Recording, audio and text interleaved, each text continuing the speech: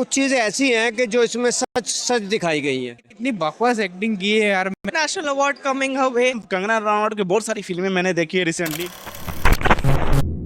वैसे तो इंदिरा गांधी जी के द्वारा लगाए गए इमरजेंसी जून 1975 से लेकर के मार्च 1977 तक चला था, लेकिन इस इमरजेंसी से एक मजबूत पॉलिटिकल लीडरशिप निकलती है जो कि आगे जाकर कांग्रेस पार्टी को करारी हार देती है। और इमरजेंसी में जो भी घटनाएं हुई, जो भी चीजें हुई, उसकी गूंज आज तक सुनाई देती है। तो जाहिर सी बात है कि इमरजेंसी लगने के करीबन 50 साल बाद तो एक फिल्म बनती ही है, और वो भी बिना किसी राजनीतिक दबाव या पॉलिटिकल सेंसेशन के बावजूद। और ये एक बहुत अच्छा मौका है समझने का कि क्यों उस वक्त इमरजेंसी लगाई गई थी, ऐसी क्या जरूरत आन पड़ी थी, और संजय गांधी जी क्यों बन गए थे उस समय की इमरजेंसी के विलन। और उससे भी बड़ा सवाल कि आखिर इंदिरा जी ने फिर इमरजेंसी हटाया क्यों। ना तो उनके पास कोई इंटरनेशनल प्रेशर था, ना तो कोई आंतरिक दबाव था, और लोग भी खुश थे कि ट्रेन टाइम पे चल रहे हैं और करप्शन भी थोड़ा कम हो गया है। और एक ही नारा चल रहा था, Indira is India, India is Indira. इसलिए इस मूवी से तो काफी एक्सपेक्टेशन है। 2025 में उस समय पर हुई कुछ गलतियों से सीखने की सख्त जरूरत है। और इस मूवी में कितना कुछ कंटेंट था। एक तो जेपी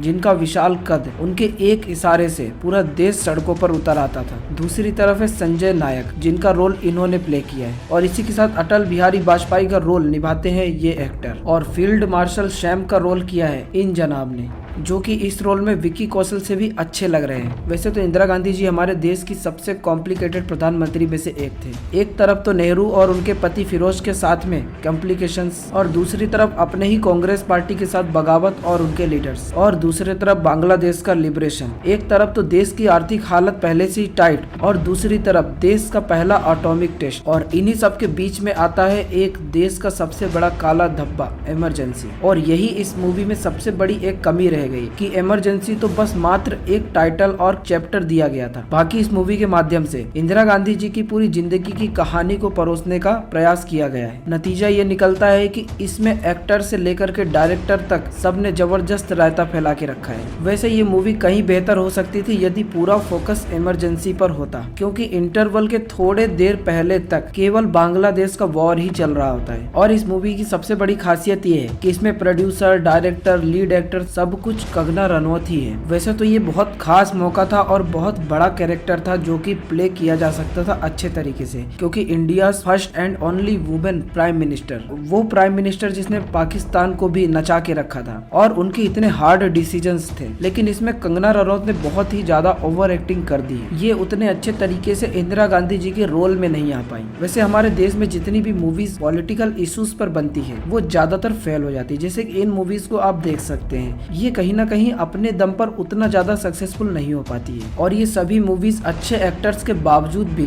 खराब परफॉर्म कर देती है। और इसकी वजह ये हो सकती है फीकी स्क्रिप्ट बनाते हैं, डेप्थ में अंदर तक जाते नहीं है, कंट्रोवर्सी इन्हें चाहिए नहीं। और इस मूवी में ऑपरेशन ब्लू स्टार को भी उतने सही तरीके से नहीं दिखाया है। और यदि आपने उस समय के बारे में, इमरजेंसी के बारे में थोड़ा बहुत भी पढ़ा होगा ना, तो आपको इस मूवी में कुछ भी नया नहीं देखने को मिलेगा। इन्होंने मूवी में राकेश शर्मा जी का ओरिजिनल क्लिप रिसर्च के तौर पर दिखाया है, लेकिन इसका इमरजेंसी से बहुत कम रिलेशन है। वैसे इस मूवी में एक अच्छा हिस्सा भी दिखाया गया है कि इंदिरा गांधी जी इमरजेंसी से पीछे क्यों हट जाती है, क्योंकि वो अपने इनर वॉइस की सुनती है। और इस चीज से संजय गांधी जी खुद सरप्राइज थे कि उनकी माँ ने ये क्यों हटा दिया, क्योंकि उनके हिसाब से ये 10 से 15 साल तक आराम से चल सकती थी। और इसी के साथ संजय गांधी जी का रोल बहुत अच्छे तरीके से प्ले किया गया, और जितना भी कॉम्प्लिकेशन इक्वेशंस उनके माँ के साथ बने हैं वो सब बखूबी दिखाया गया। इसके साथ उस चीज को भी दर्शाया गया कि ऑपरेशन ब्लू स्टार के बाद इंदिरा गांधी जी ने अपनी सिक्योरिटीज में कोई चेंजेस नहीं किया। और इस मूवी में कंगना जी ने भी बहुत ज्यादा मेहनत करके काम किया था, बहुत ज्यादा उम्मीदें भी थी इस मूवी से उनको। इसी के साथ आप कमेंट में जरूर बताइएगा कि क्या ये मूवी कंगना रनौत के लिए एक हिट साबित होगी या फ्लॉप साबित होगी। फिर भी कंगना रनौत की मेहनत के लिए एक लाइक तो बनता है। इसी तरीके के इंटरेस्टिंग वीडियोस के लिए इस चैनल को सब्सक्राइब करके रख लीजिए। And thanks for watching.